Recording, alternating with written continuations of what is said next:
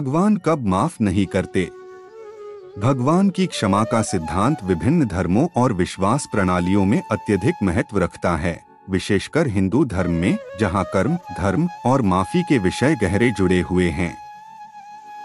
भगवान से क्षमा प्राप्त करने की इच्छा रखने वाले व्यक्ति को यह समझना जरूरी है कि ईश्वर, उनकी व्यापक करुणा के बावजूद, कुछ कर्म ऐसे होते हैं जिन्हें क्षमा नहीं करते या जिनकी क्षमा पाना कठिन होता है।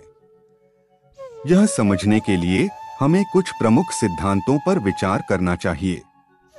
1. न्याय और कर्म का सिद्धांत। हिंदू धर्म में कर्म और न्याय का सिद्धांत महत्वपूर्ण भूमिका निभाता है। कर्म के अनुसार व्यक्ति जो भी करता है उसके परिणाम अवश्य ही भोगने होते हैं। भगवान भी इस सिद्धांत का पालन करते हैं। किसी को भगवान से क्षमा तभी मिल सकती है जब वह अपने कर्मों की सच्चाई को स्वीकारता है और अपने कृत्य का प्रायश्चित करता है। लेकिन कुछ ऐसे कर्म होते हैं जिन्हें क्षमा पाना अत्यंत कठिन होता है, क्योंकि वे धर्म और मानवता के विरुद्ध होते हैं। 2. अत्याचार और निर्दोषों पर हिंसा। भगवान उन कर्मों को माफ नहीं करते जिनमें किसी निर्दोष पर हिंसा की जाती है या अत्याचार किया जाता है। उदाहरण के लिए, महाभारत में दुर्योधन और उसके साथियों का कौरवों पर किया गया अत्याचार इस बात का प्रमाण है कि निर्दोषों पर अत्याचार करने वालों को भगवान क्षमा नहीं करते। ऐसे कर्म जिन्हें किसी की जान लेने या किसी को मानसिक या शारीरिक कष्ट पहुंचाने के इरादे से किया जाता है, वे क्षमा योग्य नहीं होते हैं, क्योंकि ये कर्म मानवता के मूलभूत सिद्धांतों के विरुद्ध होते हैं। 3. धर्म का अपमान और अवज्ञा। धर्म की मर्यादाओं का उल्लंघन करना, धर्म के नियमों और आदर्शों का अपमान करना भगवान के लिए अस्वीकार्य होता है। धार्मिक ग्रंथों में ऐसे उदाहरण भरे पड़े हैं जहां व्यक्ति ने धर्म की उपेक्षा की और परिणामस्वरूप उन्हें भगवान की कृपा से वंचित रहना पड़ा। भगवान का माफ न करने का एक प्रमुख कारण यह है कि व्यक्ति धर्म और सत्य के मार्ग से भटक जाता है और उसके कर्म मानव समाज और ब्रह्मांड की शांति को नष्ट करते हैं। 4. ईश्वर की अवहेलना।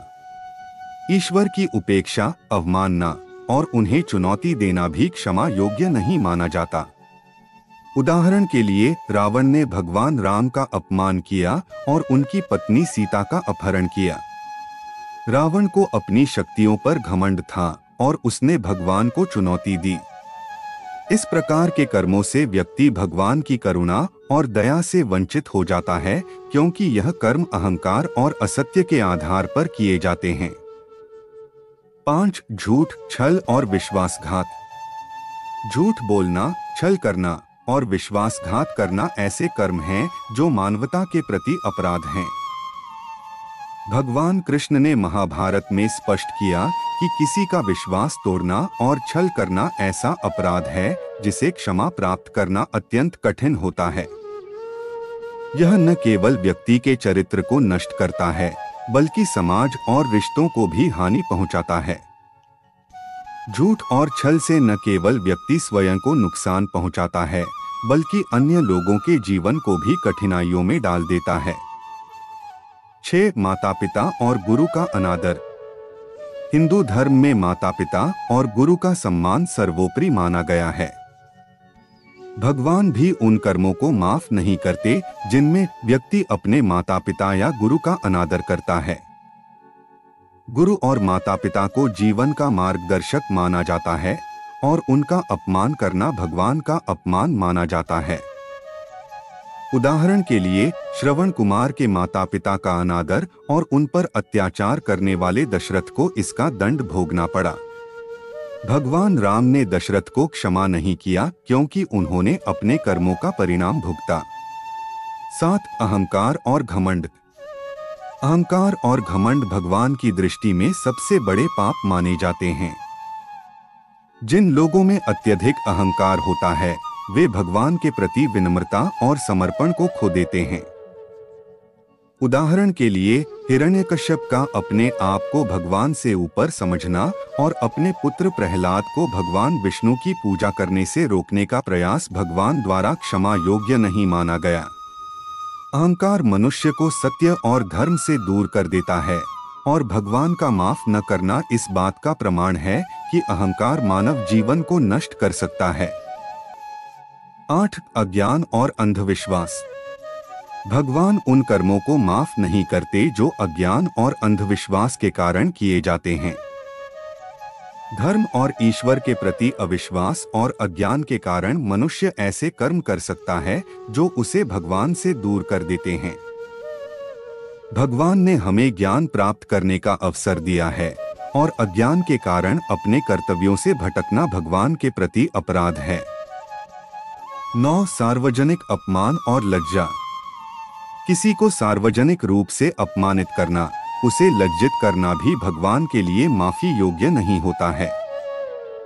सार्वजनिक रूप से किसी की प्रतिष्ठा को नुकसान पहुंचाना एक गंभीर अपराध माना जाता है। यह व्यक्ति की आत्मा और उसकी प्रतिष्ठा को अपूरणीय क्षति पहुंचाता है। भगवान श्री कृष्ण ने महाभारत में द्रौपदी के चीरहरण को एक ऐसा अपराध माना जो अक्षम्य था। इस घटना ने कुरुक्षेत्र के युद्ध का मार्ग प्रशस्त किया। 10. प्रकृति का विनाश और उसका अपमान। भगवान के लिए प्रकृति का विनाश करना और उसका अपमान करना भी अक्षम्य है। पर्यावरण को हानि पहुंचाना, पशु पक्षियों को कष्ट देना और पृथ्वी के संसाधनों का दुरुपयोग करना ईश्वर के प्रति अपराध माना जाता है। प्रकृति भगवान का सृजन है और इसका विनाश करना भगवान के प्रति अपराध होता है, क्योंकि इससे पूरे ब्रह्मांड की संतुलन बिगड़ जाता है। 11. ईश्वर के प्रति अविश्वास और नास्तिकता। नास्तिकता या ईश्वर के प्रति अविश्वास भी एक ऐसा पाप है जिसे भगवान माफ नहीं करते।